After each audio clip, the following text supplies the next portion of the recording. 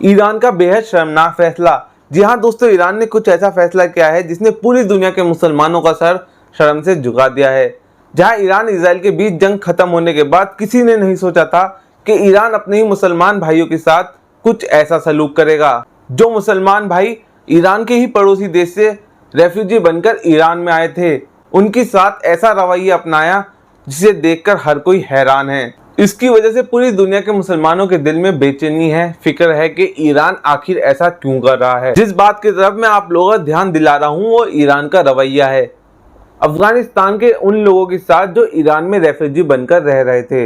Iran में लगभग 60 लाख अफगानी refugee रहते हैं, जिनको यूनाइटेड नेशन ने माना है कि वो अफगानिस्तान से आए हुए ईरान में रेफ्यूजी है, और लगभग काफी हद तक अफगानियों के पास रेफ्यूजी कार्ड भी है। लेकिन ईरान की सरकार ने अब इन्हें ईरान से बाहर निकालने का फैसला कर लिया है।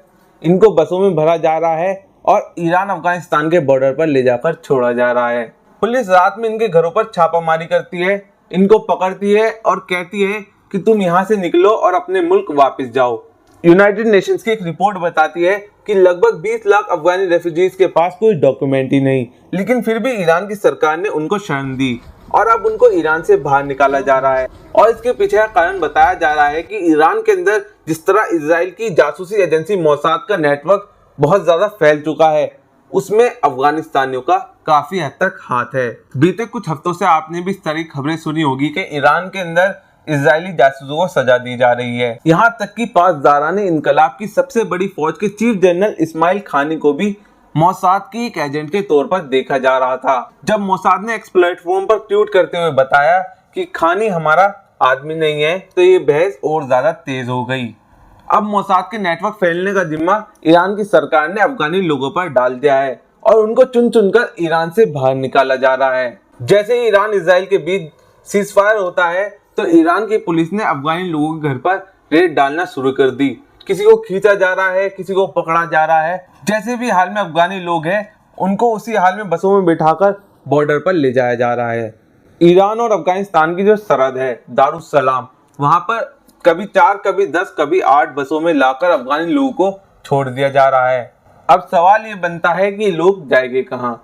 ना इनका अफगानिस्तान में अब मकान है, किसी की माँ से अलग कर दिया गया, किसी के बाप से, किसी के भाई से, और ऊपर से ईरानी पुलिस ताने मारती है कि तुम लोग गद्दार हो, हमारे मुल्क से बाहर निकलो। अब ईरान की सरकार का दावा है कि 1000 से ज्यादा मोसाद के एजेंट पकड़े गए हैं, यानी इजराइल के जासूस पकड़े गए हैं, जिनमें 40% से ज्यादा अफगानी लोग हैं। और वहीं पाकिस्तान के न्यूज़पेपर की माने तो कम से कम 60% से ज्यादा अफगानी लोग इजराइल के एजेंट के तौर पर ईरान के अंदर थे। लेकिन क्या यही सच है? क्या गरीब मजदूर अफगानियों ने जासूसी की है? अगर मान भी लिया जाए इन्होंने जासूसी की होगी, ये ज्यादातर अफगानी लोग ईरान के अंदर या खेती करते हैं, दुकानदारी करते हैं या मजदूरी करते हैं, क्योंकि वो दूसरे देश से ईरान के अंदर आए थे तो उनके पास अपना कोई माल, कोई जमीन, कोई जायदाद नहीं थी। ना कोई अफगानी ऐसा है कि जो ईरान की फौज में हो या ईरान की सरकार में हो या किसी मंत्री का सलाहकार हो। इजराइल को जो बड़ी बड़ी खुफिया जानकारियां मिली है, जैसे कि ईरान के सुप्रीम लीडर कहाँ पर है, ईरान के आर्मी चीफ कहाँ पर है, ईरान का मिसाइल बेस कहाँ पर है, ईरान के फाइटर जेट का एयर बेस कहाँ पर है, ये सब जानकारी कोई गरीब आदमी नहीं दे सकता। ये सब जानकारी या तो कोई सेना में काम करने वाला या कोई किसी खुफिया एजेंसी में काम करने वाला या कोई ईरान की सरकार का आदमी ही दे सकता है। तो आखिर असली कसूरवार कौन है? अफगानिस्तान के गरीब लोग या ईरान के बड़े बड़े ओहदों पर बैठे अफसर लोग? इन अफगानिस्तानियों का आखिर कसूर क्या है? 2001 में जब अमेरिका ने अफगानिस्तान पर बमबारी की थी तो ये अफगानी अपनी जान बचाने के लिए ईरान में भाग कर आ गए थे। बाकी 2021 में जब तालिबान की सरकार आई तो कुछ लोग तब भी ईरान में आ गए थे, क्योंकि उन्हें लगा था कि ईरान में उन्हें शिक्षा मिलेगी, आज़ादी मिलेगी और एक इस्लामिक कंट्री के तौर पे वो सुकून से रह सकेंगे। लेकिन आज उन्हीं अफगानियों को जलील कर कर ईरान से बाहर निकाला जा रहा है। और ईरान ने एक और बड़ा फैसला लिया है कि ईरान IAEA से भी कोई मतलब वास्ता नहीं रखेगा। इंटरनेशनल एटॉमिक एनर्जी एजेंसी, जो कि पूरी दुनिया के एटॉमिक मामलों का ध्यान रखती है, ईरान का कहना है कि IAEA ईरान की एटॉमिक खुफिया जानकारी इजराइल और अमेरिका को देता है। और अब अमेरिका में बहस है कि ईरान का एटॉमिक प्रोग्राम खत्म हुआ है कि नहीं।